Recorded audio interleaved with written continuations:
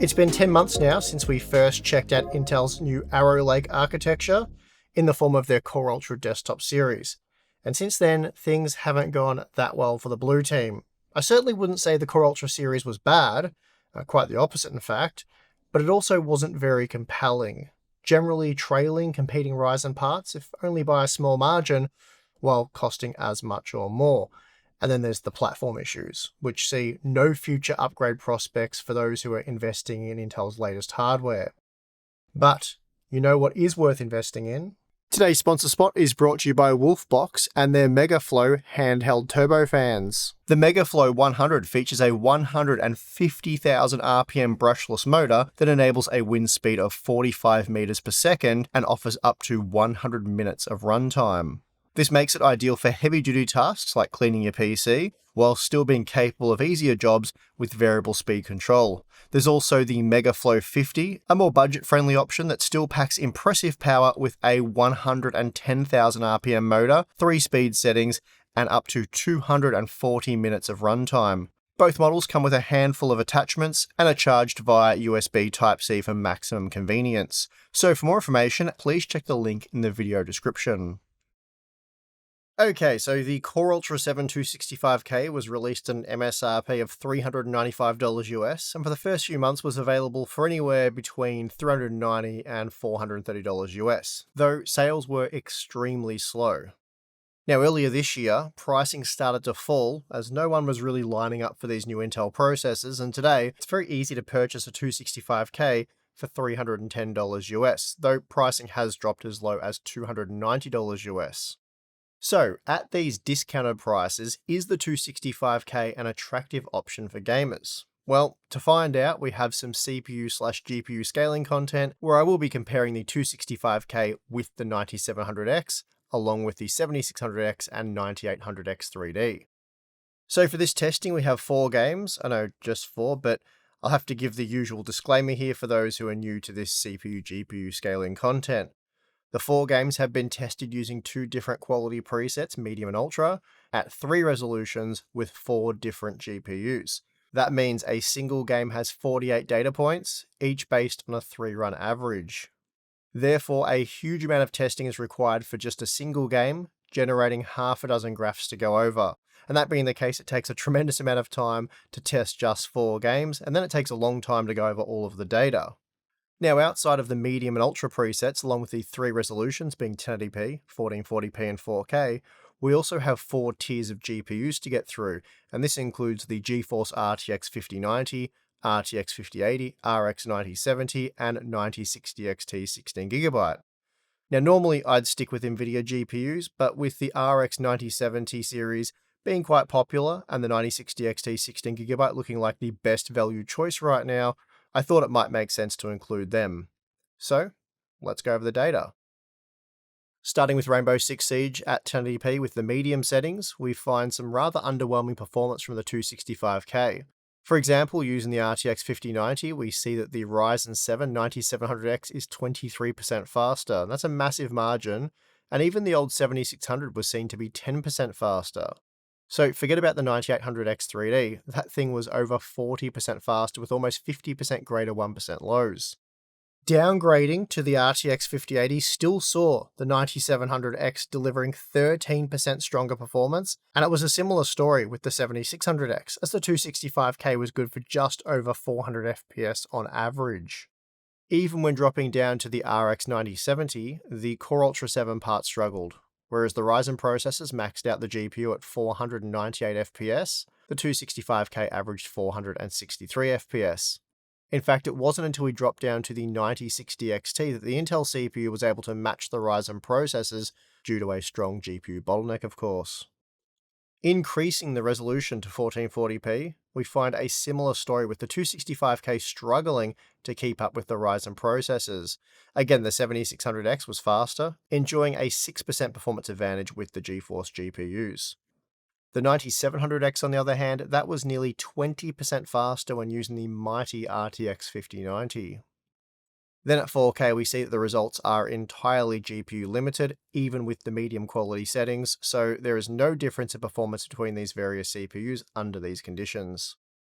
Jumping back to the 1080p resolution, but this time with the Ultra quality preset, we find much more competitive data for the Core Ultra 7 processor. Here it's able to match the 1% low performance of the 9700X, despite the Ryzen processor pushing the average frame rate 14% higher. Then once we drop down to the RTX 5080, the results become heavily GPU limited, and the 265K as a result is able to get very close to maxing the GPU out.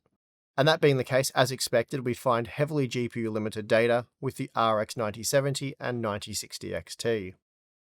Given what we're seeing at 1080p, it comes as no surprise to learn that the 1440p Ultra results are heavily GPU limited, with just some minor variations seen with the RTX 5090.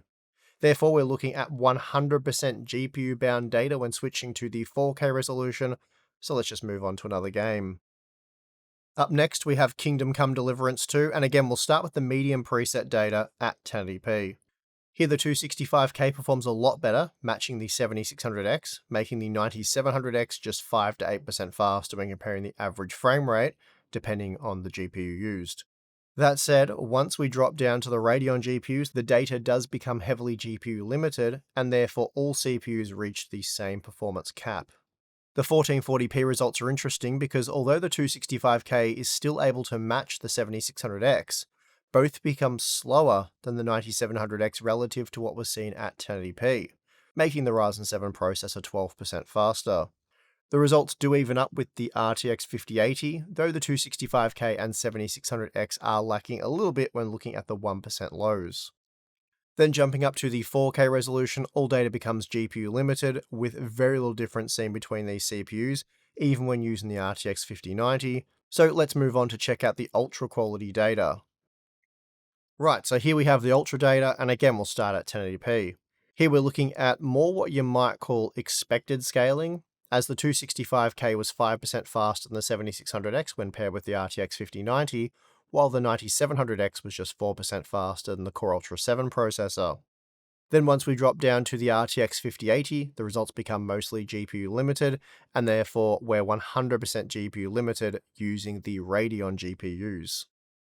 However, switching the resolution up to 1440p, we find some truly odd data as here the 265K falls behind when using the RTX 5090, suffering from weaker than expected 1% lows, while the average frame rate is also down. This performance trend is mirrored, but to a much lesser extent with the RTX 5080, before becoming entirely GPU bound with the RX 9070 and 9060 XT. Even at 4K, the 265K experienced a small performance hit with the RTX 5090, so I'm not exactly sure what's going on there. The results certainly are unexpected.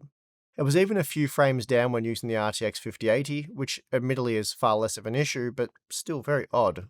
Moving on to Marvel Rivals, we'll again start at 1080p using the medium preset. Here the 265K looks to be working reasonably well, though it does find itself situated closer to the 7600X than it does the 9700X. Using the RTX 5090, it's just 3% faster than the 7600X, but 5% slower than the 9700X, and then 26% slower than the much more expensive 9800X 3D. But once we drop down to the RTX 5080, the results become much more GPU limited. Here the 265K does extend its lead over the 7600X, ever so slightly out to a 5% margin to match the 9700X, and now it finds itself just 2% slower than a heavily GPU limited 9800X 3D. So that being the case, the Radeon results are all heavily limited by the GPU. Switching up to 1440p increases the GPU bottleneck, as you'd expect, and now it's only the RTX 5090 configuration that shows any difference between the CPUs tested. Here the 265K was 4% faster than the 7600X and 5% slower than the 9700X, placing it right between the two Ryzen processors. Then at 4K, even with the medium settings, the RTX 5090 is reduced to just 130 FPS or thereabouts, so the data is heavily GPU limited across the board. Then when switching to the Ultra preset, we'll start over at 1080p. Here the 265K looks to once again be working reasonably well, though it does find itself situated closer to the 7600X than it does the 9700X. Using the RTX 5090, it's just 4% faster than the 7600X, but then 6% slower than the 9700X and 14% slower than the much more expensive 9800X 3D, which is also quite heavily GPU limited. And of course, beyond that, the data is all heavily GPU limited. That being the case, we see little to no difference at 1440p. Here the 265K was able to match the 9700X when paired with the RTX 5090, and then we see identical performance for all 4 CPUs when paired with the slower GPUs. So, as you'd expect, all of the 4K Ultra data is 100% GPU limited, so let's move on to the next game. Finally, we have Space Marine 2, and again we'll start with the 1080p medium data, and thankfully this looks to be a game where the 265K isn't bad. Using the RTX 5090, it ends up beating the 7600X by a 14% margin, though despite that the 9700X was still 6% faster. So certainly not an amazing result here for Intel. Of course, AMD also has the 9800X 3D up their sleeve, which was 17% faster, though that part does cost considerably more, so not exactly a fair comparison. Now, whether we're using the RTX 5090 or 5080, the margins really are much the same. Then when switching to the RX 9070, the 7600X, 9700X, and 265K all saw a small performance bump due to the reduced CPU overhead, and here the 9700X was 10% faster than the 265K. Even at 1440p, we're looking at very similar margins. For example, using the RTX 5090, the 9700X was 9% faster than the 265K, while the Intel CPU was 13% faster than the 7600X. And we saw similar margins using the RTX 5080. Interestingly though, even with the RX 9070, the 265K manages to lag behind the 9700X, though it's also a good bit faster than the 7600X. Now at 4K, the Radeon GPU data is 100% GPU limited, though that wasn't the case for the RTX 5090 and 5080. What's most interesting about this data is the fact that the 265K is only able to roughly match the 1% low performance of the 7600X, and that's despite the average frame rate being similar to the 9700X. Switching to the Ultra preset doesn't really change much, at least when using these higher end GPUs. For example, at 1080p, the 265K was 12 to 16% faster than the 7600X when using the GeForce GPUs, while the 9700X was 6 to 9% faster than the 265K, and we even saw similar margins using the RX 9070. Even at 1440p, with the Ultra settings, we're looking at very similar results using the GeForce GPUs. The 9700X leads the 265K, while the Intel processor is a good bit faster than the 7600X. And then finally, at 4K, with the Ultra settings, we see that the majority of the data is GPU limited, and this was certainly the case using the RTX 5080, RX 9070, and 9060 XT. With the RTX 5090, the 265K and 9700X were fairly evenly matched, though the 1% lows for the Ryzen processor were 8% higher, but overall, like I said, fairly similar performance. Okay, so here's a look at the 4-game average data calculated using the GeoMean. At 1080p, with the medium settings, the 265K was on average 1% faster than the 7600X, which makes sense. Our review data showed that both CPUs delivered very similar gaming performance.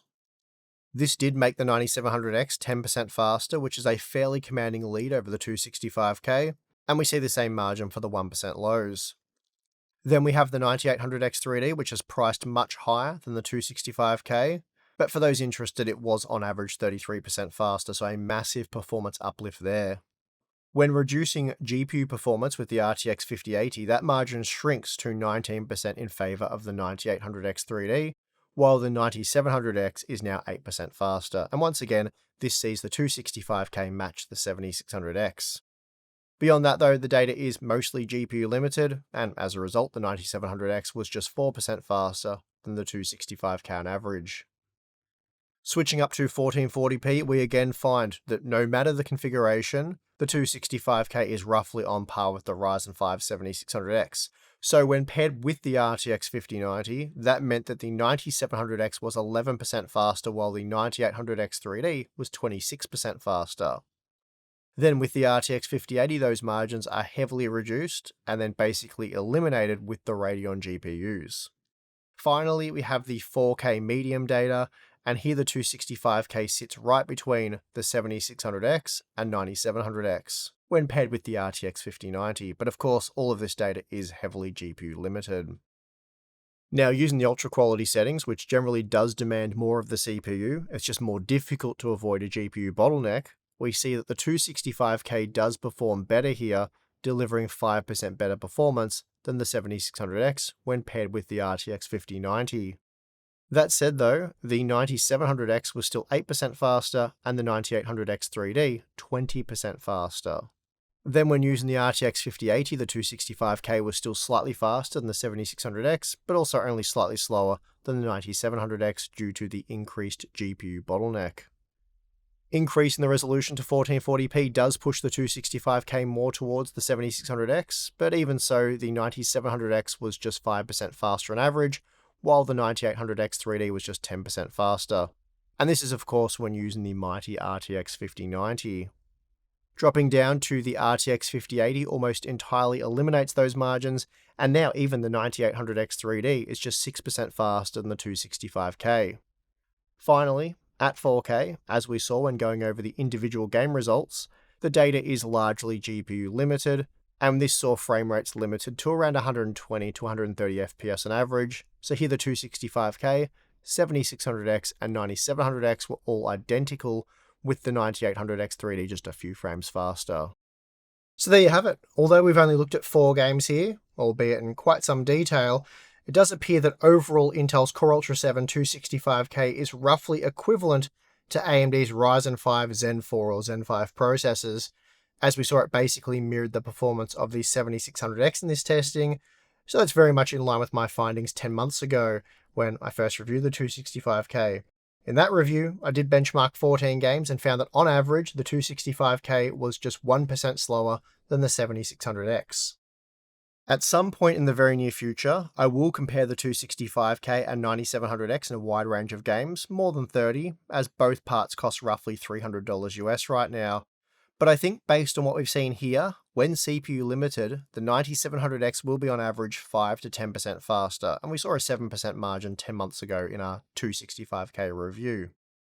As a more recent example though, I compared both processors in the new Battlefield 6 game, playing a match simultaneously with both processors, and found that the 9700X was generally 5% faster, so virtually identical performance overall.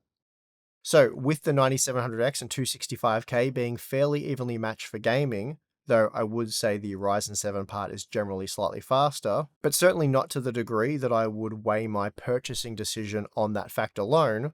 So that being the case, what else is there to consider? In the context of gaming, you might care about power consumption, but even then there really isn't that much in it. It's another small win for the 9700X, consuming around 20 watts less, which does equate to about a 20% power saving, but generally speaking, that's not a massive difference, especially when you take the entire system power consumption into account. We've also established that in terms of pricing, they are much the same, and the associated platform costs are also much the same.